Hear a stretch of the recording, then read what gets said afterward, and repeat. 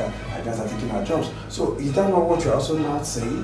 That foreigners are taking your jobs? He's an agricultural specialist. Also with us is the author.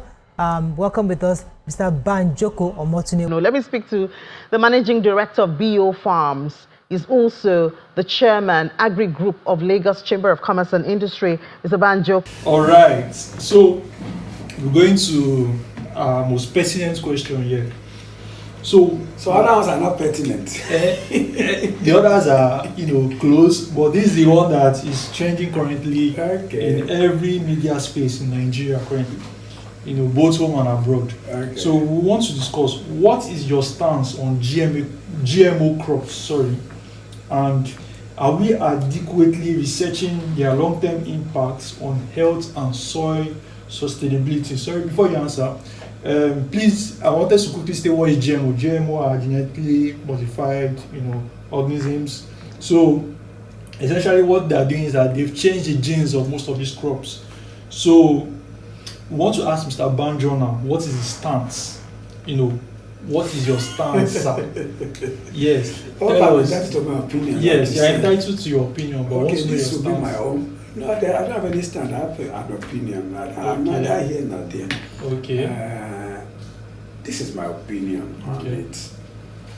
Why GMO? There's need for, let's look at Africa, Nigeria, for example. Okay. We do average of maybe 2 tons per hectare for maize. Okay. Farmers plant maize and most of them can't make enough money from the harvests compared to their investments.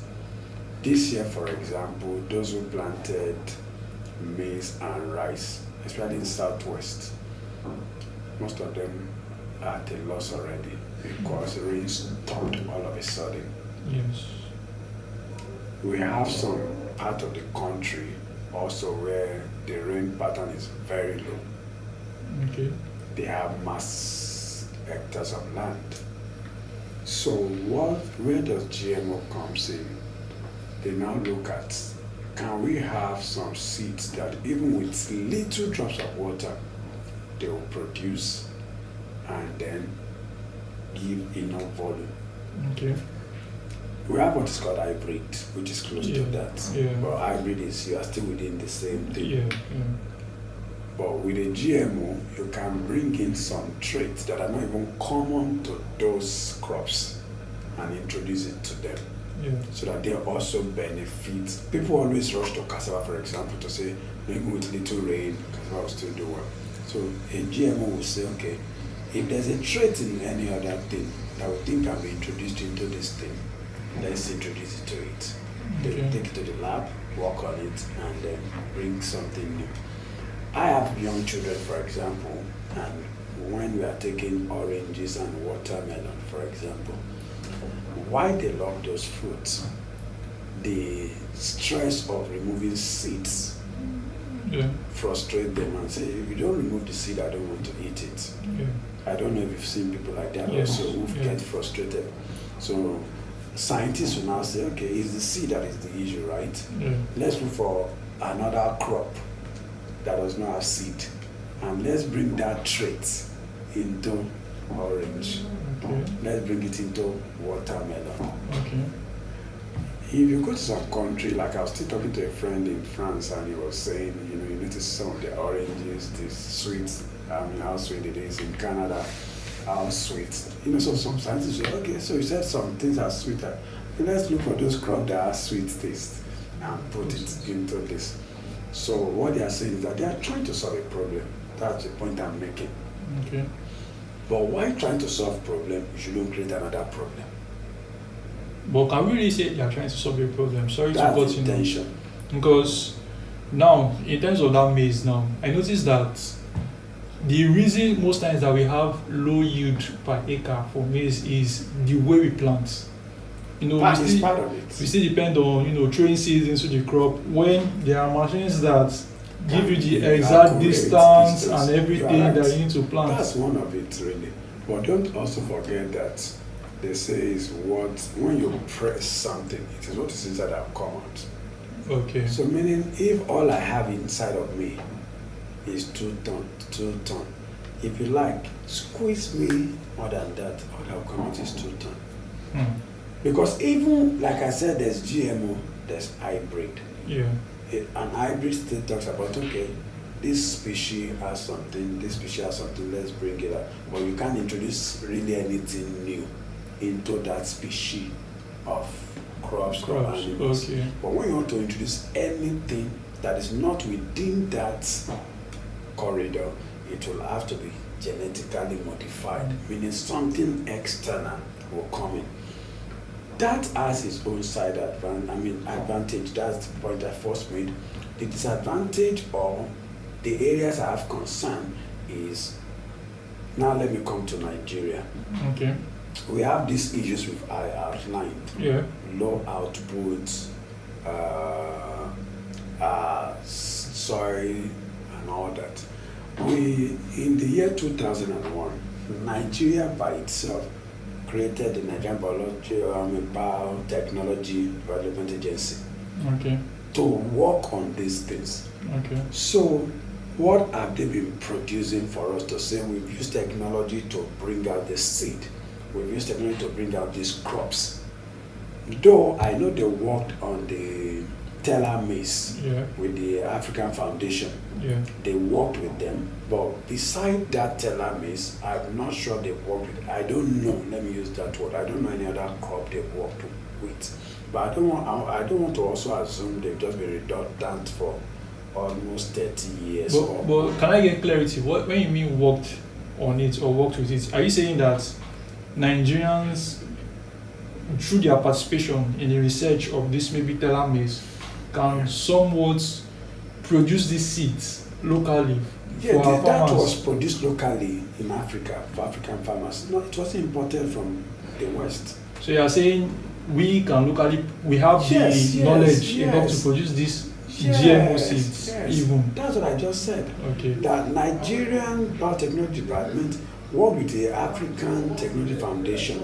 Okay. So it was an African thing, not only Nigeria, to say we need maize that are tolerant resistance to drought. Okay. That was the main thing, because most African countries had issues of rain and they needed crops that can thrive with little rain, with little water. Okay. So they worked with them. So it was not that Nigerian alone produced it. So I only said they worked with them. That's why I used the word that they were also involved in that production. Okay. And I'm saying, so I think what we should be concerned about is, instead of fighting the West, we should ask our people that are getting allocation, getting funding from the government, what are they doing in terms of research and educating the public. That's number one. Number two is, in every country, people have a choice of what type of crop or food they want to consume. I wanted to add to this. You see, we import a lot of food. Yeah. So, and most of these food that we import, they are not even labeled, even though they are coming from foreign countries. So how do we know that even these foreign foods we are consuming are not GMO foods already? And maize, cotton already have government approval for importation, and most of them are GMOs. So what we need to do is to increase our own production, number one. Number two, like I said, is to have them labeled. Or like the point you made, which is one of my own points also, even if I'm able to get to a store and choose which one am I buying, GMO, non-GMO, but what about the one that have gone into processing or feed that are GMOs already, that has government approval? How do I know that when I'm buying the feed for my animals? Even the poultry you buy, some of them have been fed with that. And you just buy the poultry, you slaughter, you kill. You buy the ram, you slaughter, you kill. So I think the issue of policy at the government level, even though we have agencies that are started with that, NAFDAC, Nigerian Biosafety, But someone mentioned something about that NAFDAC. Yeah, so the person mentioned this doctor, I saw like an interview online. The doctor mentioned that NAFDAC cannot certify GMOs because GMOs cannot be classified as food. Because you can say GMOs are also like pesticides in a way. How? Because she was trying to draw like a similarity between GMOs and pesticides. Because what is the function of the pesticide? To prevent, insects, and things like that. These crops too are modified to prevent insects and things like that. So she was trying to draw a similarity with it, and I said that it's only Nigerian safety, biohazard, whatever that can categorically. They are also involved. That's what I said. I said there's NAFDAC, there's the Nigerian Biosafety Management Agency. But you're saying that NAFDAC cannot. Let's leave NAFDAC. If you are fighting NAFDAC, are you fighting the other 3 agencies? So there are several agencies that are involved with these things.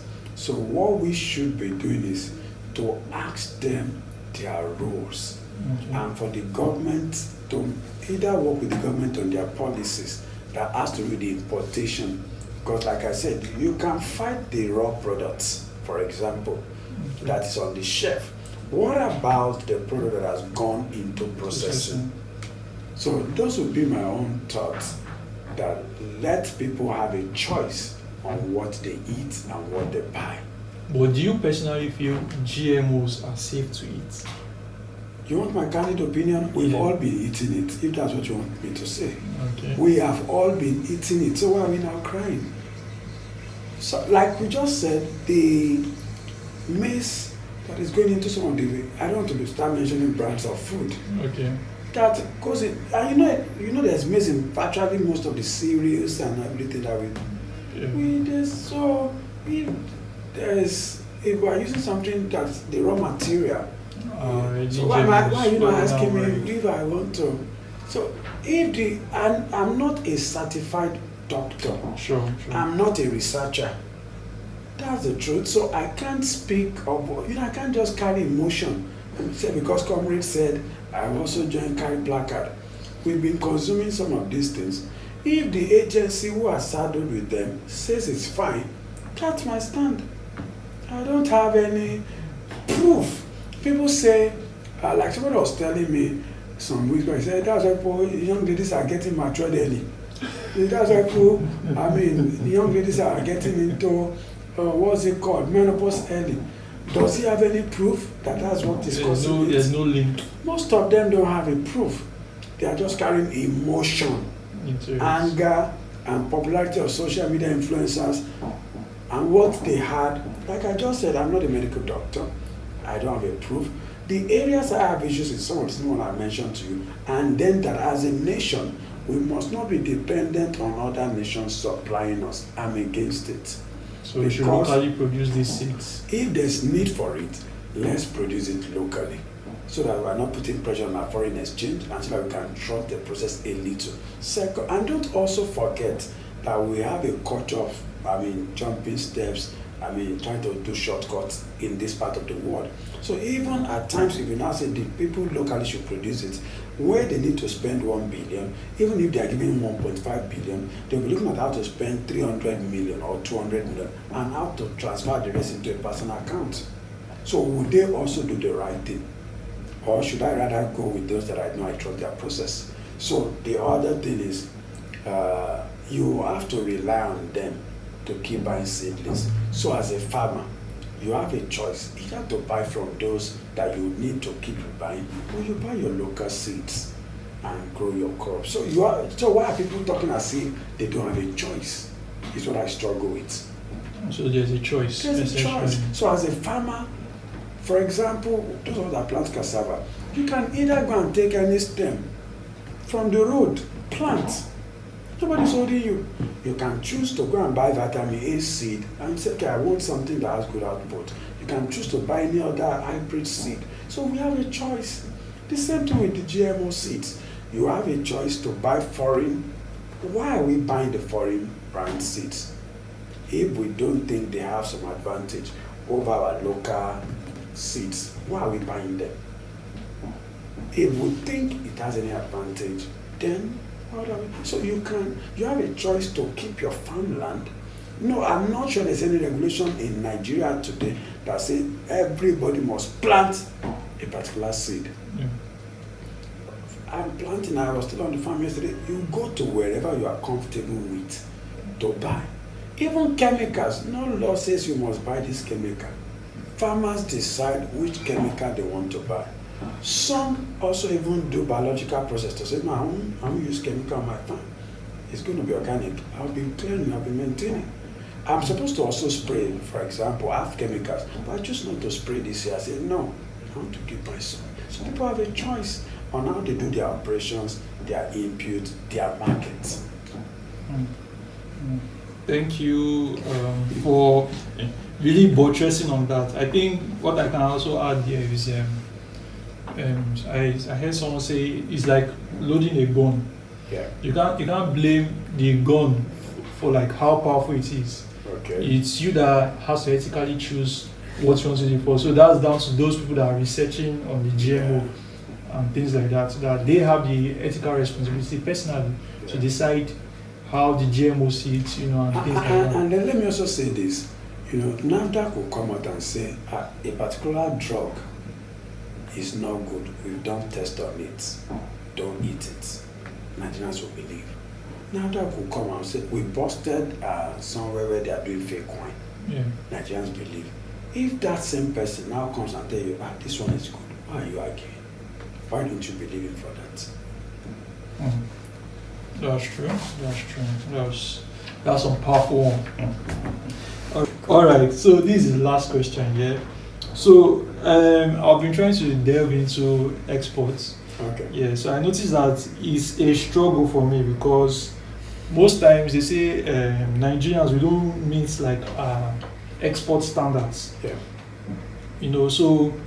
We are trying to take advantage of the African Continental Free Trade Agreement, area agreements too. So, I don't know, is there any advice you can give to someone, maybe trying to delve into the exportation of agric produce? What advice can you give that person? Like, how does the person key into this ACFTA agreement, TA agreement, the African Continental Free Trade Agreement, and I think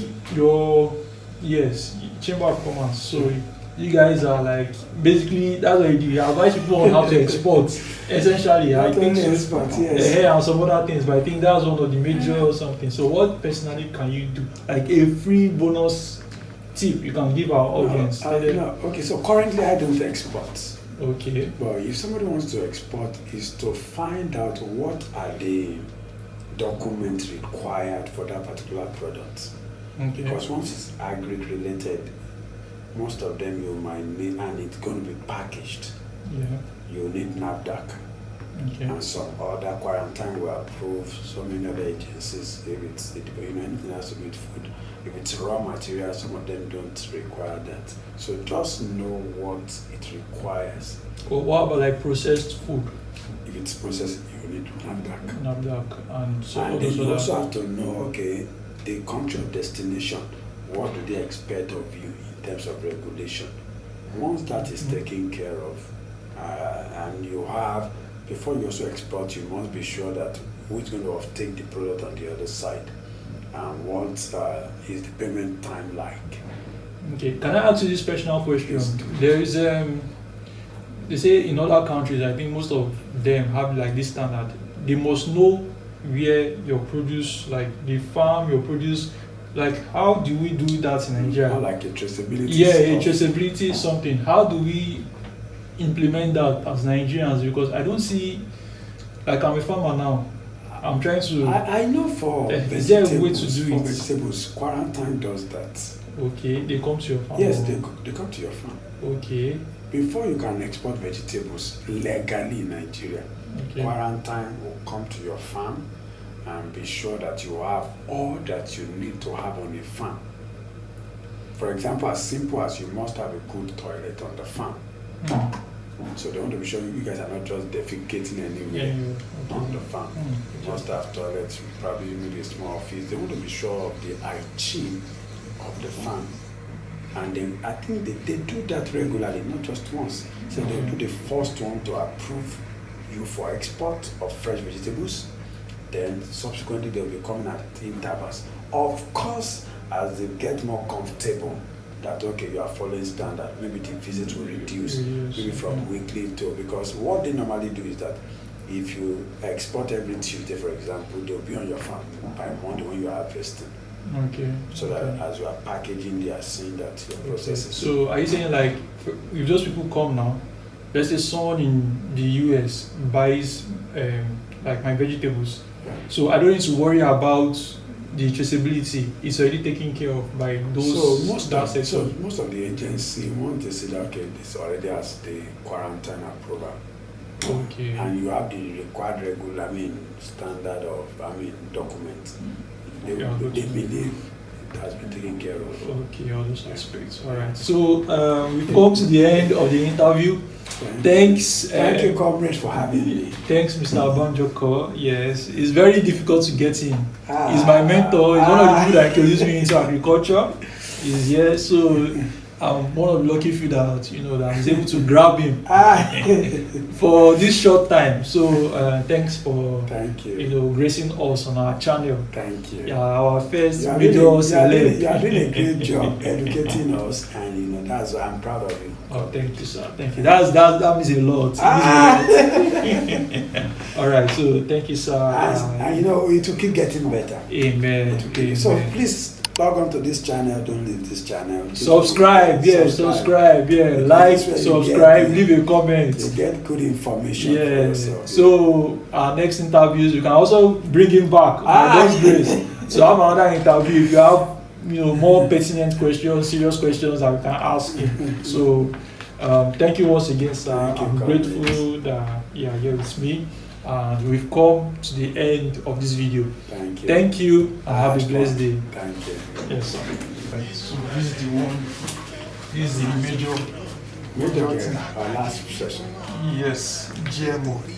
This is where we end everything. Okay, thank you. So there's a lot to discuss in this part. I think your phone was ringing before. I know. I didn't know. Once I'm done, I'll pick